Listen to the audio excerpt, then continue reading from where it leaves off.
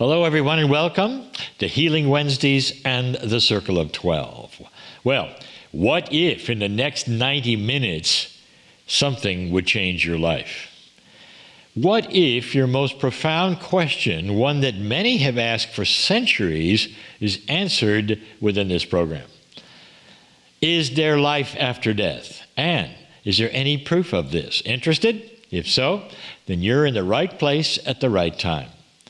Tonight's weekly Healing Wednesday program is offered for free, both for the members and on our Kryon YouTube channel, as we continue our promise of bringing the first program of every month to everyone for free. But our free programs are just a small portion of what we offer. Every week, we're here to offer teachings on metaphysical subjects, to provide a lot of different alternate belief information, and of course, the main subject we focus on is healing. And we absolutely love coming together with you, our beautiful soul family. And this is where we create a safe place that is peaceful and filled with love. And that is why Lee and I don't discuss current events. There's no news of the day, no politics. Instead, we want you to see and hear magnificent information that is uplifting and perhaps even new to you. And tonight, it's no exception. There will be a channeling from Kryon, that's also coming, and we never quite know what the subject will be. A little later on, you'll hear from a guest who has been somewhere. Well, let's just say she has been where very few have been before, but she returned to tell humanity about it. We're now ready to begin our program, as we normally do, with a series of affirmations. Now, we create these for the energy of every month and say them along with you 3 times together. We hope you'll join with us. Take a moment to focus within, please. Affirmations help us all to create an energy of benevolent expectation and peace.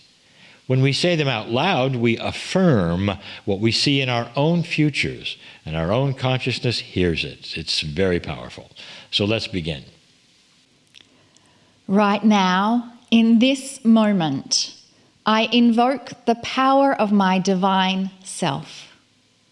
With free choice, I choose to embrace the eternal love that flows to me from a loving and benevolent Creator. I acknowledge my uniqueness and that my individual expression in this lifetime is so important. I am loved and honoured by the soul family. My being here on the planet is celebrated across the galaxy. I am so happy to be alive. Right now, in this moment, I invoke the power of my divine self. With free choice, I choose to embrace the eternal love that flows to me from a loving and benevolent Creator. I acknowledge my uniqueness and that my individual expression in this lifetime is so important. I am loved and honored by the soul family. My being here on the planet is celebrated across the galaxy. I am so happy to be alive. Right now, in this moment, I invoke the power of my divine self. With free choice, I choose to embrace the eternal love that flows to me from a loving and benevolent Creator.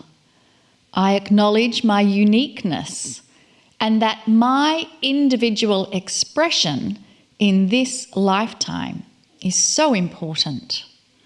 I am loved and honoured by the soul family. My being here on the planet is celebrated across the galaxy. I am so happy to be alive. Thank you, Monica. We'll be saying these same affirmations again next week, and members, you can find all the affirmations we've given within your portal. We really encourage you to use affirmations on a daily basis as a way of designing the energy to create your reality. Now we'd like to take a question that has been submitted, and the question comes from Romy. Romy is in Switzerland, and he's saying, Cryon's message has given me hope in these times when there is war in the Ukraine and Israel and Palestine, and the backlash of authoritarian forces in societies. But how do we communicate with friends who are doubting so much about a positive outcome? How do we translate this hope to humans who are not spiritually inclined? Wow. Rami, let me just say, I'm going to say one word, bingo. You've hit one of the biggest issues for all of us who are light workers right now. First, let's be very honest before we can say anything to others. We got to ask ourselves, how do we treat this subject? Individually, for yourself, how do we feel about it? How do we treat it? When you read about the horrible things that are taking place, sometimes the gentle minds of a light worker, we can't even conceive of it. Or you wonder, how could we have slipped so far backwards? It seems like we're back to an energy from at least 80 to 90 years ago. First, are we understanding it ourselves? Can we look into what is happening on the planet right now and see it as part of perhaps something that we knew was coming, something that Kryon told us about called the shift? If we can do that ourselves, then it'll help others with it as well, even those who are not spiritual. You don't have to be spiritual to see what's happening and what is not on the planet.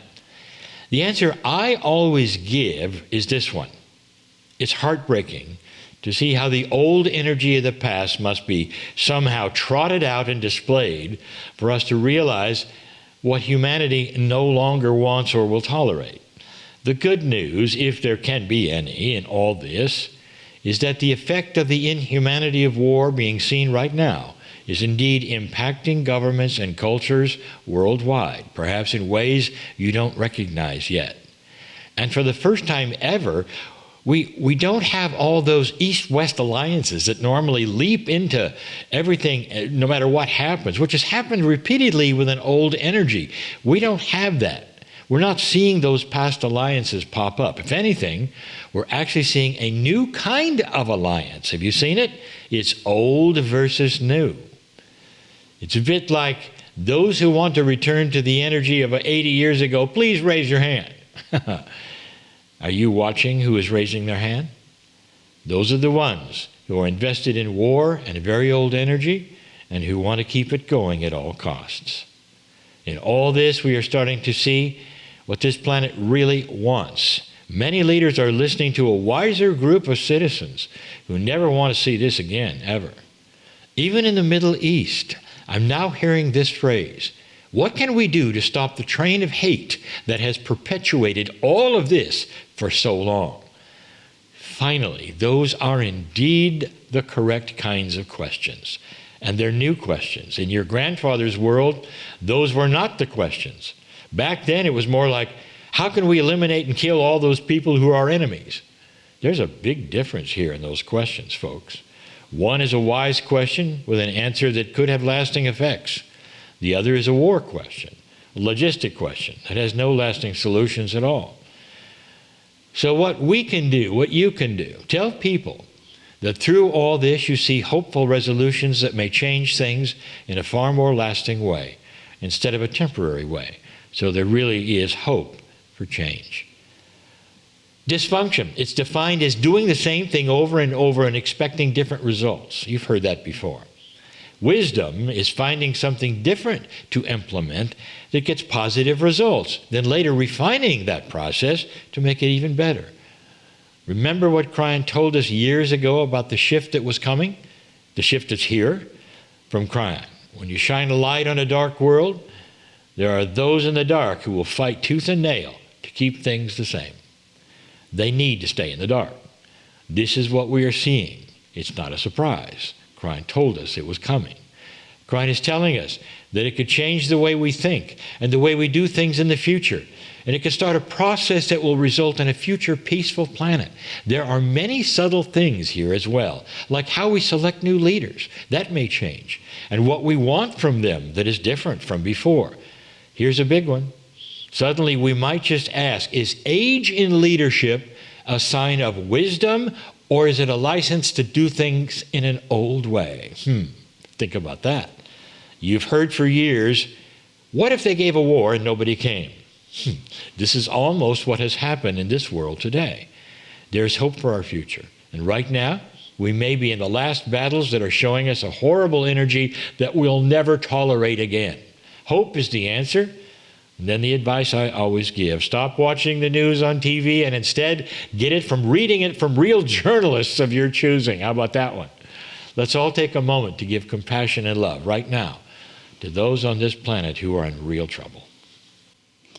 That's a beautiful answer, Lee, and that is what we do really well as Lightworkers, give love and compassion, and hopefully you have got some good advice from what Lee shared with us.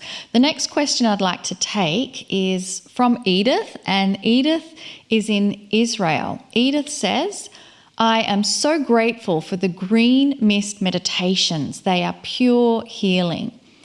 Every time I feel and sense Kryon, I feel a love wash. And then right after that, there is a huge welcome to the family party. Can you please tell me more about it? Edith, yes, I can. Wow. And I really want to. I'm so thankful for these questions that seem to come in with perfect timing. I can't answer this without first telling our audience just a little bit more about the Green Mist, because not all of you know. The Green Mist is a members-only meditation program that we offer once a month. It's on the first Sunday of the month at 8:30 a.m. Pacific Time. Since we started only a few months ago, it has become very popular with our members. So before I go any further, I would like everyone watching to know where they can experience a Green Mist meditation for themselves for free. It's easy to remember, this place where it's for free, and if you forget, just come back to this video and see this link again. You can find this free Green Mist here, cryonmasters.com/GM in lowercase. That's really easy to remember, cryonmasters.com/GM. And we'd love for you to see what people are talking about so you can have a greater understanding of what I am about to tell you. Monica and I have only done 6 of these programs as I give the answer right now to this question, but already something is happening that I did not expect. I even hesitate to speak of it right now. I didn't plan for this, but I'm going to do it anyway because it just sounds a little too grandiose or perhaps a little too weird, even for the many old souls who are watching this, but Edith did ask, so here it goes. As I mentioned, Kryon has slowly been revealing something to me about this program. From a very linear standpoint, the Green Mist meditation is a different thing from anything we've ever done. It's a different protocol from what we normally do, and it's a kind of a channeling, but not as we have done in the past from Kryon. Is Kryon there? Oh, absolutely, yes. Are other powerful, loving entities there as well? Yes, absolutely, yes. But something else is happening. And until now, I wasn't really able to identify what it was, but now I'm going to tell you how I feel about it. There is a beautiful message going on, which is way beyond the words or the music people are experiencing. What if, just what if, the Green Mist meditation is also somehow addressing a larger, more advanced subject? What if it's carrying a new loving message to some of us, the ones who would listen to it and see it, the Lightworkers, the old souls? There's a family gathering beginning on this planet. Edith is feeling it, which somehow knows things that most do not. It's like a greater awareness is being transmitted. It's part of a beautiful, compassionate gathering, or an awakening of sorts, which speaks to the very core of our being, all of us. I've been feeling it now for some time. It's almost like a calling. That's a tough one to describe to you. Feels like everything that is happening in the green mist somehow is carrying a message to those who can sense that. And that message is about a prophecy nobody has ever heard about. A prophecy. We may be part of it. It's a very powerful prophecy that speaks directly to the very old souls who are watching. Some of us are showing up to this profound green mist meditation with 7 angelic energies, yet we're feeling something else as we're there. The prophecy is a tough one to describe to you. It feels like it carries the message that spans many lifetimes. Except the lifetimes it spans haven't happened yet. Think about that for a moment. After the first green mist, I sat there when the music played afterwards, and I felt something. What I felt was an energy that was greater than the sum of the energies I had experienced within the meditation. It was way different. That was the first time I had a hint that the green mist might carry with it something greater than what it seemed. It might have been a bigger mission. It might be a bigger message than I ever thought or knew about. It almost had the feeling of a prophecy starting to come about that was completely new and unknown. What if the green mist attracts light workers who need to know that they're part of this great future prophecy? It would be a prophecy that spoke to those who would be scattered throughout the world for the next 1,000 years or so, lifetimes to come, who would be responsible for spreading the light of kindness, compassion, spiritual common sense to generations, humanity to come. I don't have a name for that prophecy. Or the group it really goes to, just Lightworkers. And perhaps there doesn't need to be a name. But for me, the green mist has always said this to me: Lee, the family is gathering. This is an energy that will start an entire new awareness of a different system of reincarnation. That's what I got. Say what? I told you this was weird. Okay, stop for a moment. Is it possible that our future lives, who we will be, are known? Kryon says this: if you're a graduate old soul, yes. Karma won't be involved, neither will be your current Akash be involved. There's something else happening with this old soul group that Kryon has not yet revealed. It's almost like a new Akash or a renewed Akash. It's some spiritual system that honors those graduate old souls who are now in the shift, and that's us. I don't know, but I felt it. I know there is something else beautiful happening. So, I'm going to use this subject at this moment as a platform to ask Kryon, dear Kryon, if it's appropriate, please tell us more about what's happening to us regarding this subject. Dear Kryon, please identify it. Do it today in this program, in the channeling that's coming. I feel that the synchronicity is right for this. Give us only what is needed for us to understand more. So, Edith from Israel, perhaps your question, the right one, the right time for all of us. You have felt a welcome to the family, and so do many others, including me. Let's see what is next. So let's now do a meditation as we prepare for Kryon's answer to the question. And I invite you to close your eyes and focus on your breathing. Breathe in slowly through the nose. And as you exhale through the mouth, have that exhale a little longer than the breath in. Breathe in through the nose again, very slowly. And then exhale out through the mouth a little slower. Feel yourself connecting with the energy of the earth. Feel yourself connecting with the energy of the cosmos. Feel that connection flowing through your body from the bottom of your feet up and out through the top of your head. And we are now ready to hear more from Kryon.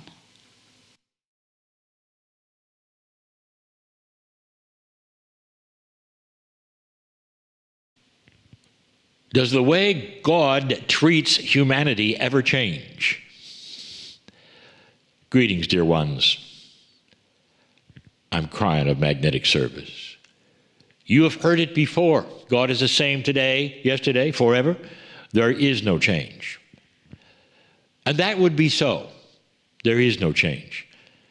However, what if that which God gives to humanity changes as we change? Systems you thought were forever and are taught in religions all over the planet as doctrine forever. What if that changes? What if it changes because of what happens here with the consciousness of humanity? I start a series of 4 channelings this month. These are the mysteries of the day. We'll call it the mystery series. We may do it again when there are more mysteries or the mysteries are updated. But this one, my partner has asked me for a clarification, and I will give it. And I will tell you, my partner and others, perhaps you're feeling something more than you think is being given within that which you have called the green mist. I want to remind all of you, especially those light workers who have followed my work, who have listened to my words, who have understood for the last 34 years what is happening. And the message is this. Dear ones, as consciousness changes with humanity, everything else will change as well. The earth changes, you change, your cultures change, your society changes, and that which you came for changes. Old soul, I want you to listen to something. There is an ancient system, and this system you have called reincarnation. The system is life renewal. But within the system, as many have seen, there is an internal system as well. That life renewal has something within it. You might call it a plan, a reason, a purpose. And in comes some of the words that you have learned called karma, akash. This would be a depository of past actions that then would influence your future life. You have all been part of that which is karmic examination. Some healers, even on this program, have asked you to look at these things which have happened in past lifetimes and said, well, they affect you now. Not just the things in this lifetime from your subconscious, but all of the things that you've experienced might also come into play. If you had a death in a last lifetime of drowning, for instance, that would be a marker, an energy marker within your akash. And you may be afraid of water in this lifetime. That is the kind of thing you are used to. Cultures call on karmic action. They will say what happened in the past in other lifetimes often then will come forward for you to solve them or reverse them or enhance them this time. Karma. These are things that have been with you almost since the beginning. They are ancient truths. What if they change? Why would they change? And this is the big one. The shift is a change of humanity. The ancients have changed their calendars. I told you it was coming. The precession of the equinox is here. Dear ones, you sit in the middle of an energy shift on the planet of humanity. You've chosen not to destroy yourself in a war, and you didn't.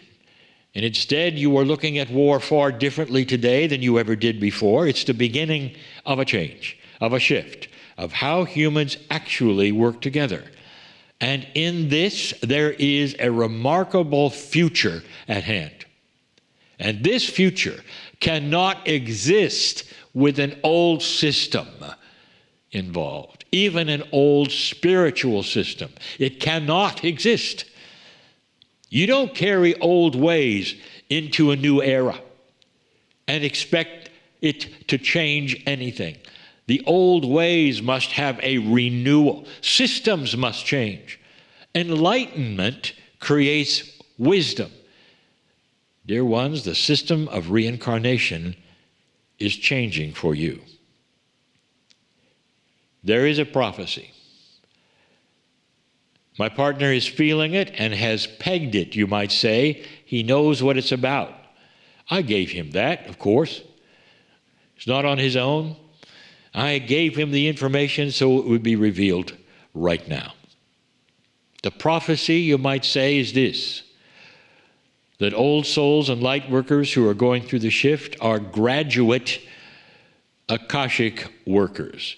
Your Akash has gone as far as it can in an old energy. So the next time around, expect a complete and total wipe of all that was in an old energy, the old energy of war, of horror, not to be with you in your DNA or your cellular structure, and instead you will remember this lifetime of awakening. You will know who you are far more when you're born. You'll know what it's about. You will not have karma. There will be no old Akash for you. A wipe is happening for many of you who are returning. This answers the question to so many of you, and here's the question. Do I have to return here to earth? Haven't I finished yet? I'm going to give you a double answer. Yes, you finished. Yes, you're returning. How would you like to return? Experience youth again. Know why you're here and not have to go through anything you went through before. With the karma gone, with your Akash renewed and refreshed, you stand apart from any other human. You're a graduate of the old energy. Graduate. And when you graduate, you can see your diploma. And what does it mean? You walk out into the world and things are different, and school is over. And that's what I'm going to tell you. That the new kind of karma, the new kind of Akash that will be collected along the way will be that which is positive, that which is benevolent, the teaching that masters have. That's the prophecy. Lightworkers, old souls, your future will come with a different system. There are those who will say, no, Kryon, you can't do that. No, Kryon, you can't change that which is an ancient way of God. I did not change anything, dear ones. You did. You changed it all. This is what I wanted to give you. This is what I wanted to tell you. I want you to think and sit for a moment and rejoice in the fact that now you have an idea of where this is going. Many of you have been bothered by thinking about returning to this planet again and having to slog through the same thing you did this time. And that's why you don't much like it here. All of that will change. Again, I'll say it. You need to hear this. Imagine coming back again as a graduate on a path of the ascension that masters have, with a fresh Akash, not remembering any of the things that were placed in there this time, with no karma at all, ready to receive that which is positive and move forward into a new world that you will start to create with other light workers, with other old souls. There are a lot of you. There are enough of you to come back on this planet. And you will say, well, what will be the result? The result will be light.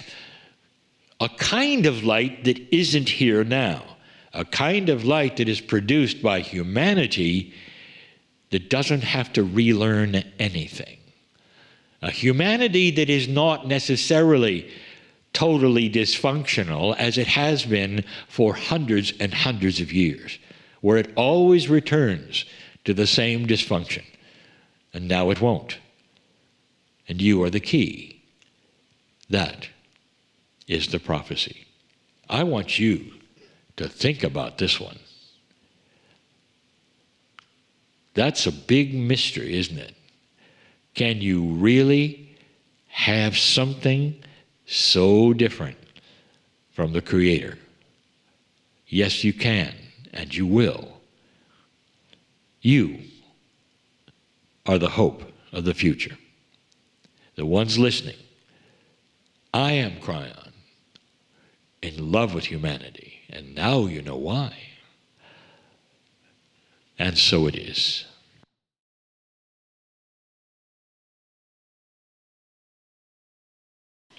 Wow, what a profound message from Kryon that we have just received. And following that amazing message, I invite you to bring your awareness back into your body. Open your eyes if you've had your eyes closed. And we're going to move now to a guest that I feel is a living example of what Kryon teaches. She's had amazing experiences that she's going to share with us, and her name is Anita Moorjani, and I want to make sure she is on the Zoom feed with us. Anita, are you there? Yes, I'm right here. Hi, thank you for having me here. It is our absolute honor and pleasure to have you with us tonight, Anita. It's great. We've been waiting a long time for this one. Anita Moorjani is a renowned author and spiritual speaker known for her transformative journey beyond the brink of death. Do I have you interested yet? While living in Hong Kong, Anita battled end-stage cancer before experiencing a remarkable near-death experience, which you'll call the initials of NDE, that shifted her perspective on life. Her best-selling memoir, Dying to Be Me, chronicles her profound journey and miraculous healing. Its popularity established her as the premier NDE expert and a beacon of inspiration. Anita travels the world sharing her insights on self-love, consciousness, and the interconnectedness of all things. Her teachings empower others to embody the highest version of themselves and the live, vibrant, authentic lives that they can live. She continues to be a guiding light in the realm of spiritual exploration. Anita, welcome to the program. Thank you, and thank you so much for that beautiful introduction. I'm so happy and honored to be here. Now, many of our audiences are aware of what happened to you, and you've probably told this story many times, so forgive us for asking you to repeat it again, but it truly is a remarkable story of what happened. So if you don't mind just sharing with us a little of your NDE experience and journey. Yes, of course. I'm happy to. So basically, February the 2nd, 2006 should have been the last day of my life. In fact, it's the 18th anniversary this month. And that should have been the last day of my life because I was suffering from end-stage terminal cancer. I had lymphoma, and at that point, I had tumors the size of golf balls from the base of my skull all around my neck, under my arms, in my chest, and all the way down to my abdomen. So the cancer, basically the lymphoma, which is lymphatic cancer, had metastasized and spread all over my body. And at that point, my lungs were always filled with fluid, and my body had stopped absorbing nutrition. So I weighed about 85 pounds, and I looked like a skeleton. I was just skin and bones, and my muscles had all atrophied. And because my body was not absorbing nutrition, my muscles had just completely deteriorated. And so I had no strength in my body. Like I couldn't even hold my head up. My head was always hanging down off my neck like that. And I couldn't stand up. I was always either sitting or lying down. I couldn't walk. And I was connected to an oxygen tank. I had to have piped oxygen all the time. And so on February the 2nd, I was in so much pain and so much fear and so much discomfort that I went into a coma, and my organs started to shut down. And the doctors told my family that these were my final hours, that I wasn't even going to make it through the night. But unbeknownst to everyone around me, I still, even though my body was in the coma, I still existed. Like I had left my body, and I felt incredible, and I felt light, and I felt free. I felt better than I remember ever feeling in my life before. And I was aware that my physical body was there lying in that hospital bed dying. And I was aware that I was going through this dying process, but I just felt incredible. And I could see my family members around my body, and they were distraught. And I wanted them to know that I was okay, that I felt great, I felt fine. But there was no way for me to communicate it with them because I didn't have vocal cords. I didn't have a physical body.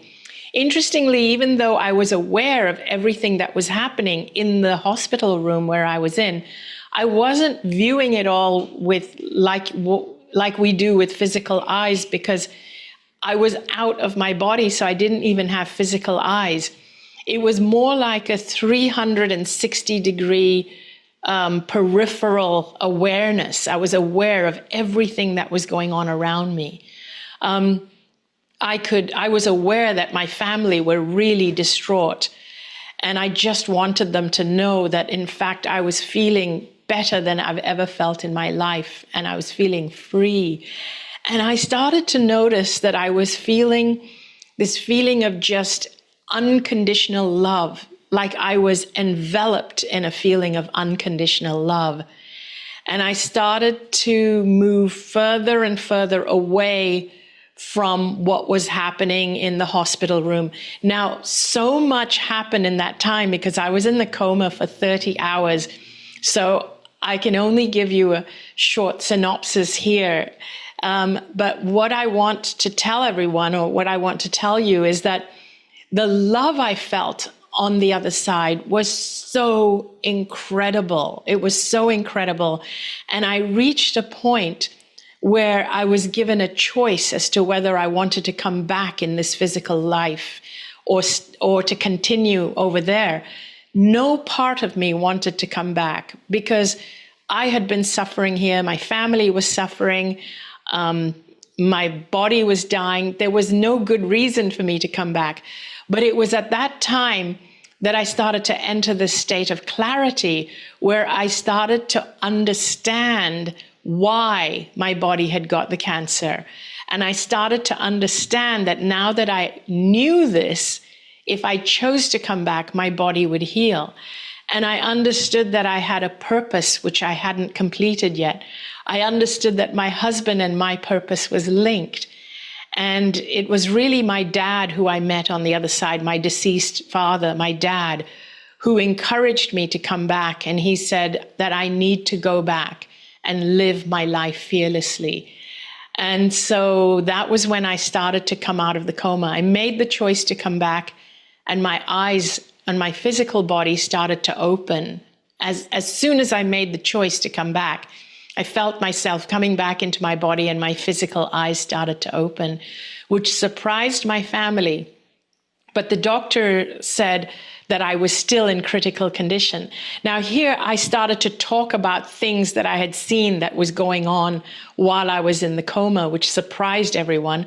I said, oh, isn't that the doctor that took the fluid out of my lungs? Isn't that the doctor who said I won't make it through the night? And my family was saying, oh, he didn't even say that in the room. In this room, he said it in the nurse's station. How could you possibly have heard him? You were in the coma.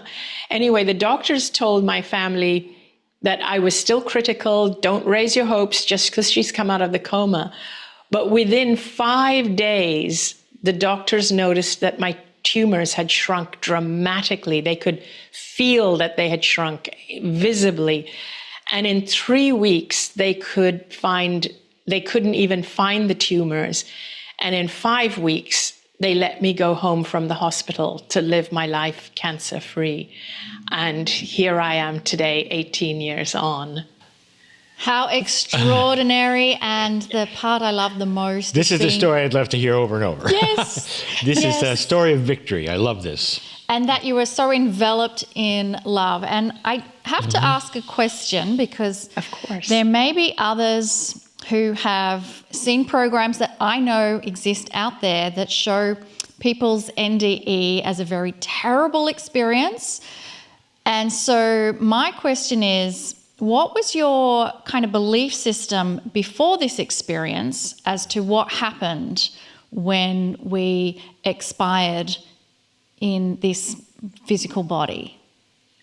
So I used to believe in, in karma, and although I grew up with Hindu parents, I did go to a Catholic school, and I lived in a predominantly Chinese city where the predominant belief was Buddhism and Taoism. But I went to a British school, so I learned Christianity, and we had to read the Bible. So I had a very mixed spiritual, religious upbringing. But because of all the mixes, I moved away from religion, because each of these religions contradicted each other. I had moved away from religion many years ago, and just, I guess I was just what you would call spiritual. But even then, I did have a lot of fears of the afterlife, I feared that the cancer was a punishment for bad karma. So I lived a very, very fearful life. But when I crossed over, I realized that every fear I had was unfounded, completely unfounded. It was just so incredibly beautiful and peaceful and non-judgmental. It was just pure love on the other side. Wow. Well, I think this would be a good time in our conversation right now, because of your experience on the other side, if you would be willing to take us on a little journey ourselves on a meditation on tapping into that energy. Is that okay? Yes, I would love to do that. So this will be a short 10-minute journey, and we will go as deep as we can possibly go and bring you back out. So this is your chance to have your own mini simulated near-death experience. So what I would invite everybody to do is just to sit really comfortably, and just sit comfortably and close your eyes and rest your body completely limp, make your body completely limp, and feel, first of all, any tension in your body, tension in your jaws, just releasing, just let everything release so that your body is totally relaxed. And feel any tension in your shoulders, your neck, your jaw, your back. Just feel any tension releasing. That if anyone were to lift your arm up right now and let it go, it would just drop back down. So don't use your muscles and don't use any energy. Just let yourself completely relax. Now, what I would like you to do is I would like you to visualize your heart area.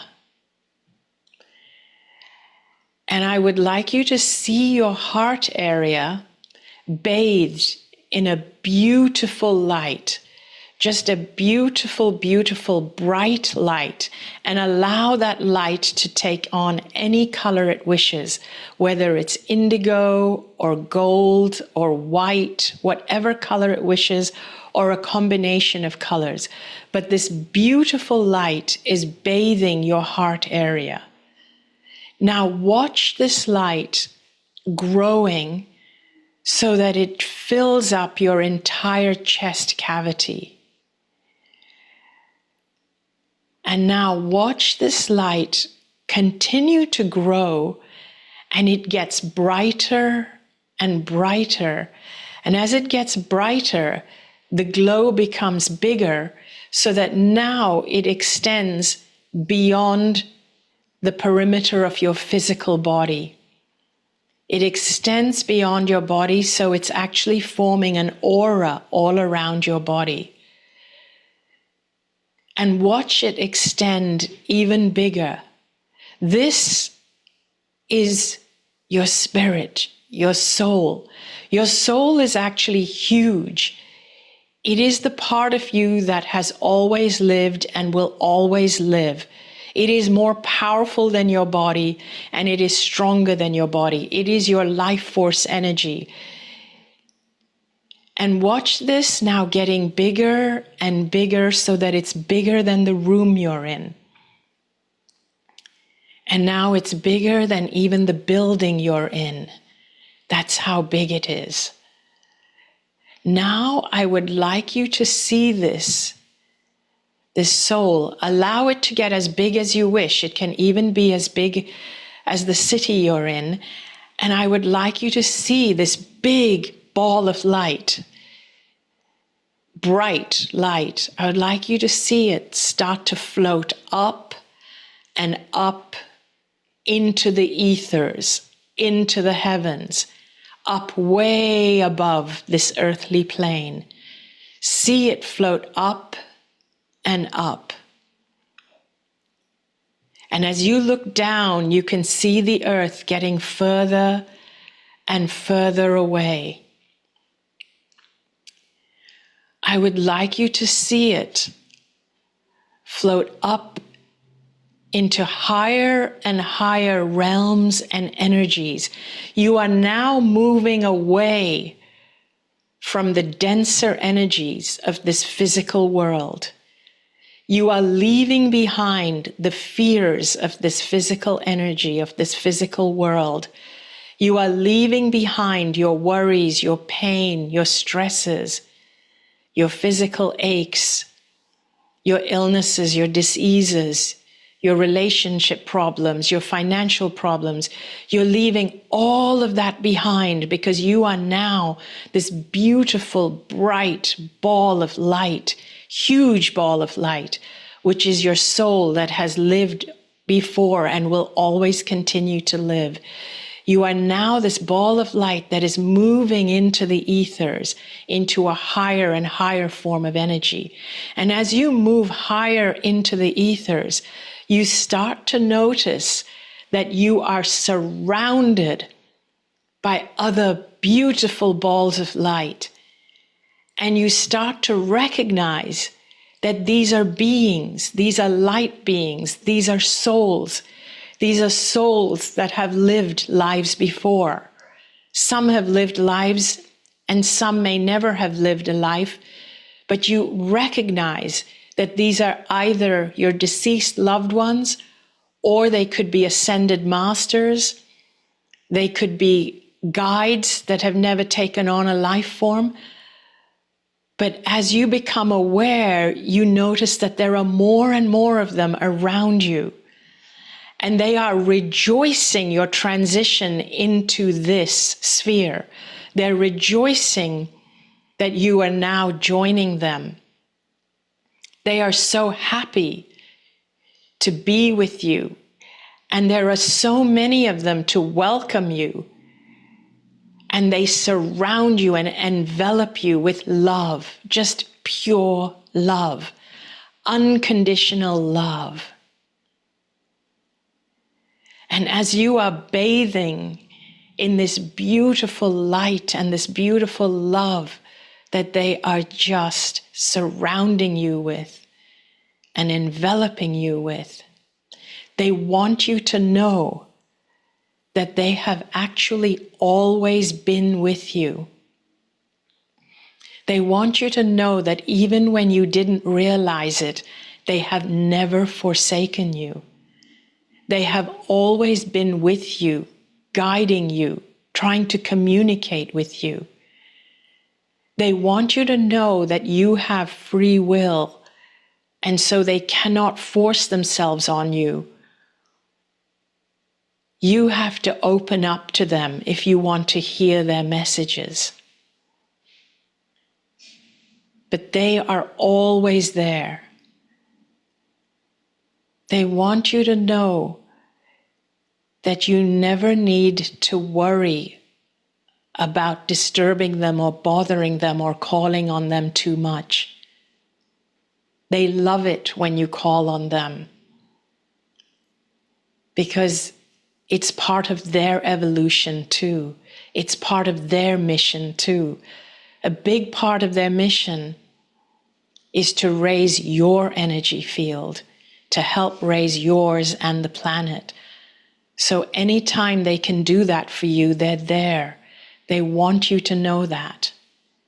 And they want you to know that the more that you try and see them and visualize them and raise your energy, the easier it is for them to communicate with you. But the more you close yourself off, or the more you distrust, or the more you are skeptical or don't believe, the harder it is for them to get through to you. So they are now inviting you to call on them often because they are always around. They are always around, but they reside in a dimension that's just beyond your eyesight, your visual vision. Now they're embracing you with love, and they want you to know that this is not your time to be physically there with them, and they would like you to remember that you always have access to them. But it's time for you to take this with you, to take this forward with you into your physical life. And they want you to know that you are more powerful than you have ever been led to believe. And never forget that. And with that, they hold you in their virtual, beautiful, light, warm embrace. And they encourage you to go back into your physical body. So now I would like you to see your beautiful, bright light starting to descend back to this world. You start to see this planet coming into view again. And you start to see the city that you're in and the building you're in. And you enter the building from above and see yourself entering back into the room you're in and back into your physical body. Feel yourself getting back into your physical body and start to feel your fingers and your toes. And whenever you're ready, you can open your eyes and stretch and perhaps have a drink of water.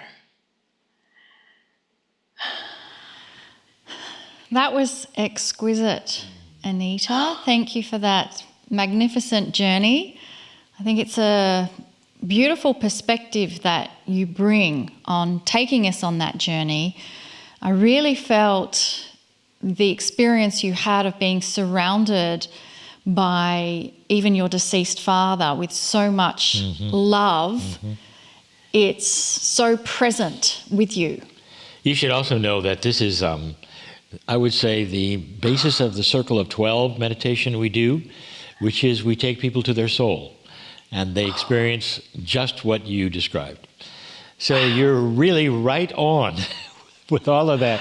I want to know something. I've heard the words and I've seen it in your work. Tell us about your online sanctuary. Oh, thank you for asking.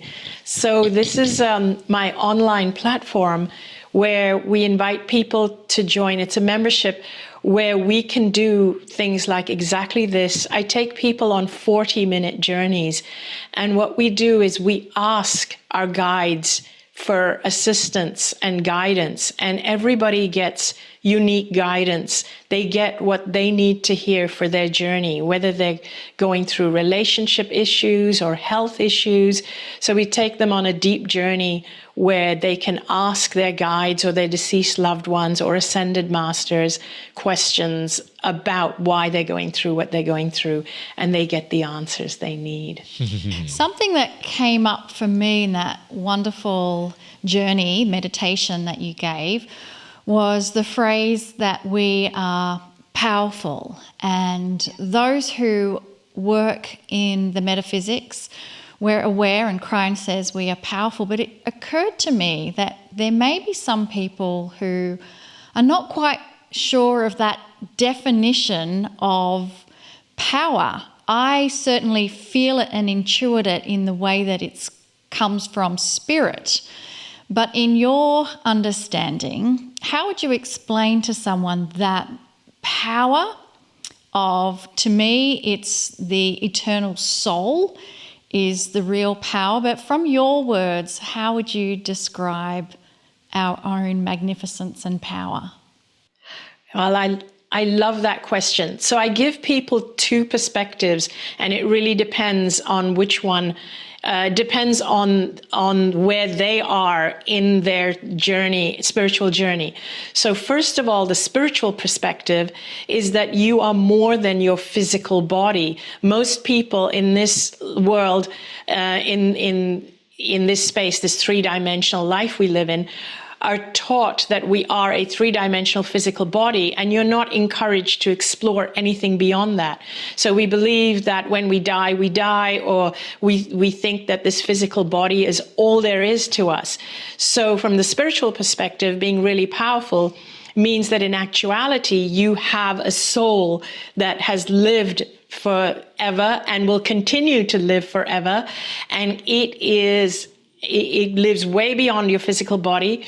And if the soul had a size, it is huge compared to your physical body. Your physical body is like the tip of an iceberg. That's the only part that you can see because it's above the water. So your physical body is the only part you can see, but who you actually are is much greater, but you can't see it because it's in a dimension that's beyond our ability to see, to visualize. But the second explanation I give people is a more tangible one for people who are really not able to grasp the spirituality.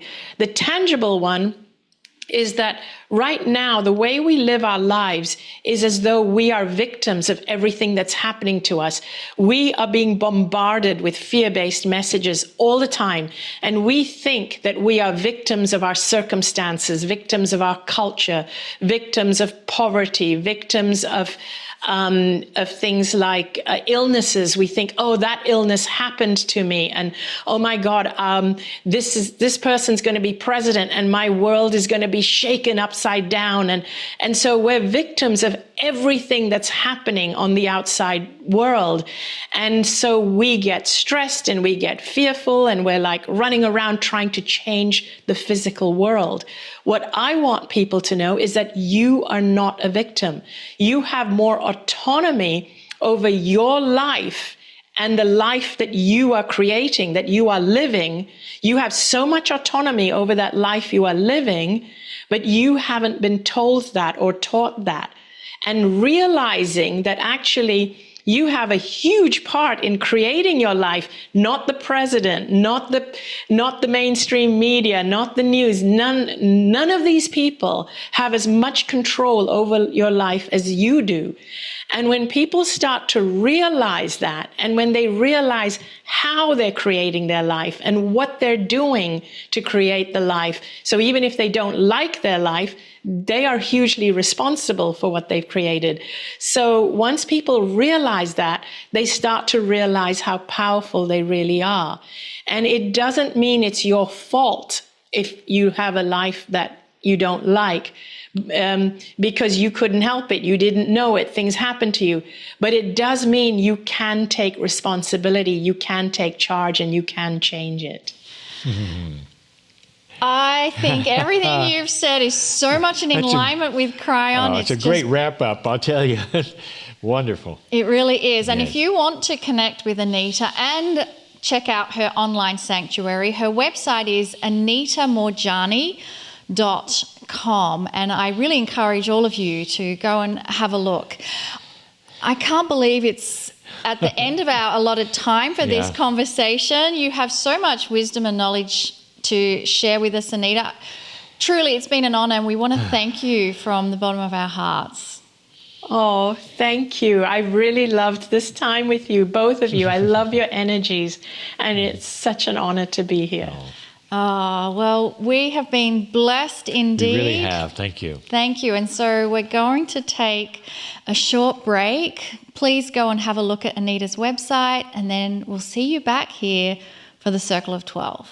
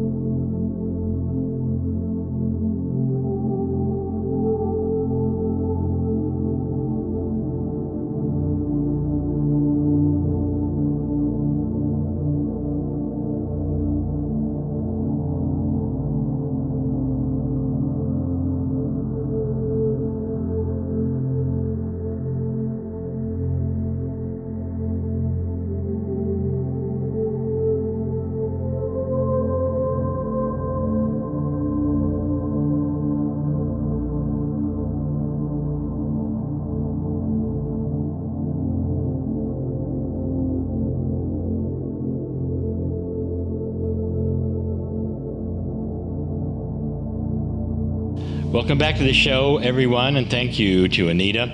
You know, we have been trying to get Anita on the show for a long time, and she's very, very busy and sought after, so we're so very thankful that she was able to be with us this time. And so many requests to have Anita, and now you can see why, because her story, her journey is simply amazing, inspiring, and the message she is sharing with humanity is so important. So thanks again, Anita, for being part of this program tonight. We love you so much. What we'd like to do now is move into a part of the program we call Miracle Moments.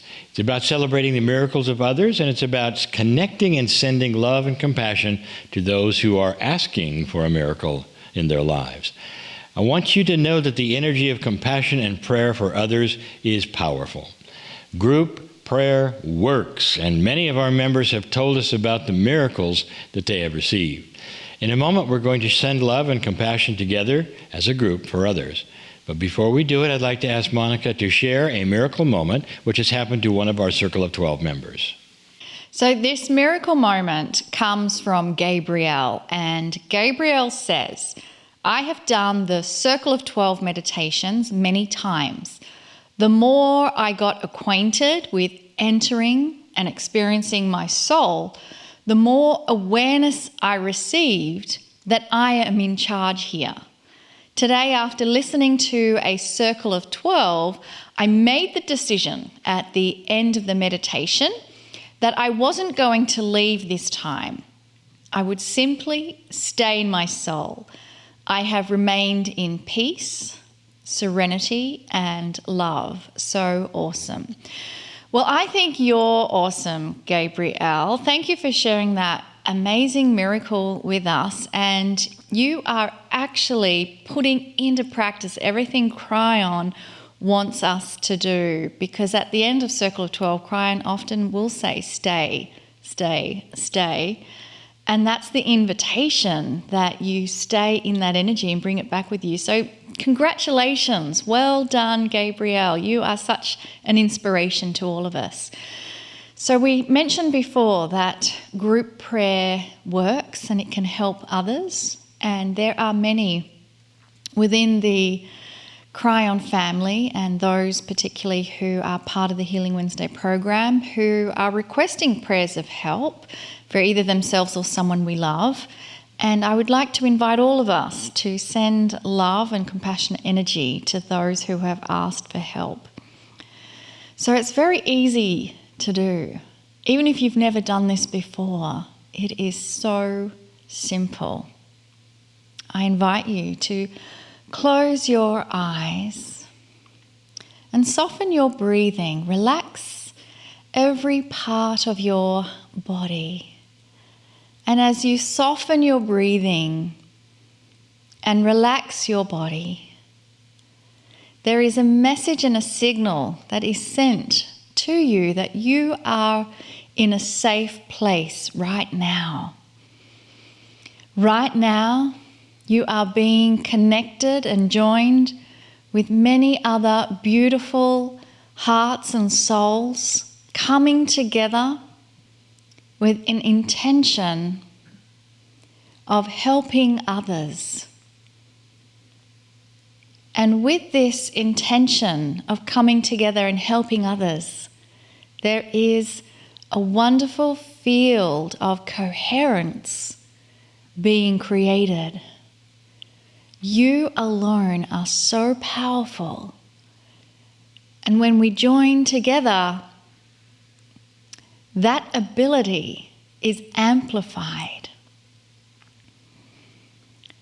And so, as one coherent group who are joined together in a place of peace, safety, and relaxation, we are simply going to focus on the energy of a group that's asking for prayers of help. We are going to open up a doorway, inviting all of those requesting to come sit with us now, connecting with our coherent group that absolutely knows we are loved beyond measure, that feels safe in the arms of each other, all supporting one another, and that eternal peace and relaxation is being transmitted to all those who we have just invited in, pulled in, called into our circle. And your intellect and logic does not need to know who those people are. At a soul level, there is a higher awareness. There is an awareness of every person who has put in a request, whether it's past, present, or future. There is that all-seeing, all-knowingness. And from that place of higher awareness, let us invite into our circle of safety, our circle of peace and tranquility. Let us invite all those on the planet who are requesting prayers of help. Let them come, join us, so that they too feel, sense, receive, have a knowingness that there is soul family here for them. Soul family here for them in a physical representation on the planet, taking the time to send compassionate action, love, benevolence. And so there is nothing more to do. There is a beautiful wave of energy flowing between every heart that's connected within this circle. And so we are then ready to move towards Kryon just a little closer so that we can come to the circle of 12.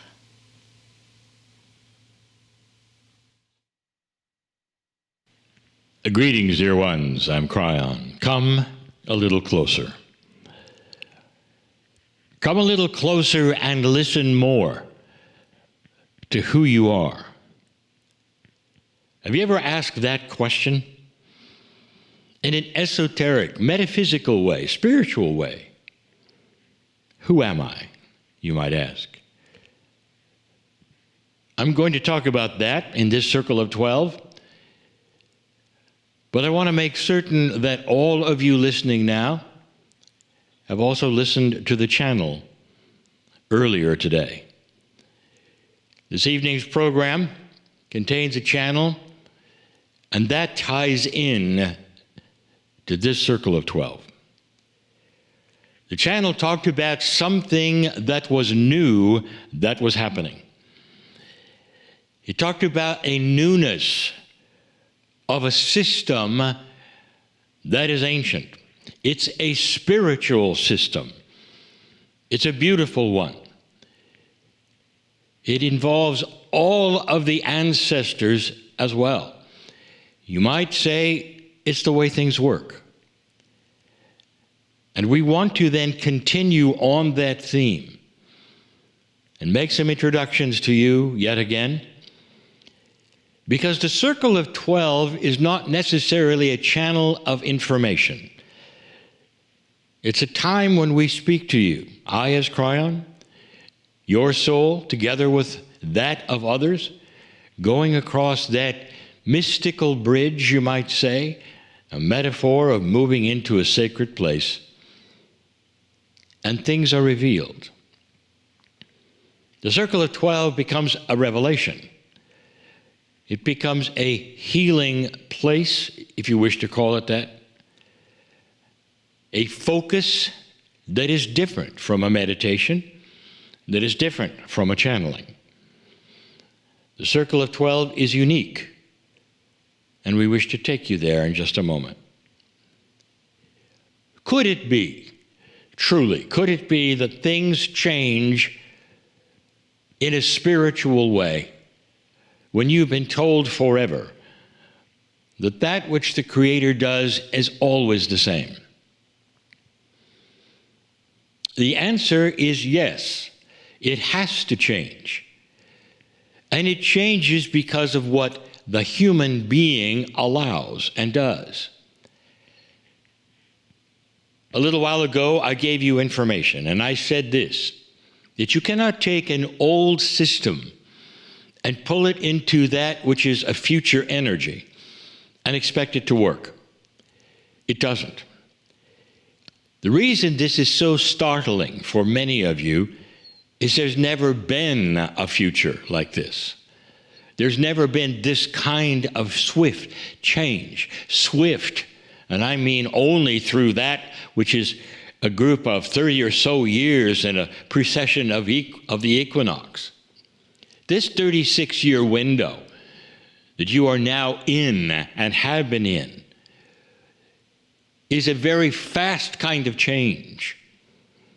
This shift sets a whole new paradigm for humanity. We told you it was coming, it is here. And there are those who would ask, well, what happens when it ends? The shift actually has a window of activity, you might say, where there is a more profound time or energy or potential of change, but it really does continue. Even after the marker is passed and the 36-year window is over, the shift remains. The reason why it remains is because suddenly the paradigm of life changes. Instead of having a stagnant energy, as you've had in the past, where nothing shifts and dysfunction is there always, after the shift, you have wisdom that starts to advance. It starts to evolve. It starts to then work upon itself. You have inventions that, when treated correctly, starts to correct those things of the planet you never thought could change. Dear ones, it's a time we predicted. Guided, directed, led, governed by old souls. That is the change at hand. Dear ones, it's really a flip of roles, if you think about it, of who you think you are and what's going to happen. And in that, this prophecy I gave you, we're going to enhance. We're going to have it make a little more sense in this circle of 12. Come with me across the bridge and take my hand. We advance across this bridge, which we have done many, many times. We go through a seeming mist that obfuscates the other side. It hides it. And suddenly, what is revealed to your heart, to that which is your consciousness, is the bigger you. You meet your soul pieces and parts to the extent that is possible while you're on earth. This is new. It was new when we started it. It remains new. There are very few who are doing what you are doing now. Going to this, your soul energy, and looking around, seeing the majesty that is there, recognizing more of who you are, answering that question, who am I, for you, and making you think perhaps a little differently about what might be coming for you. You enter this soul area which we've been in so many times before. And this time I'm going to take you back. I'm going to take you back to the theater. Now, we haven't been here for some time, but this is where it all started.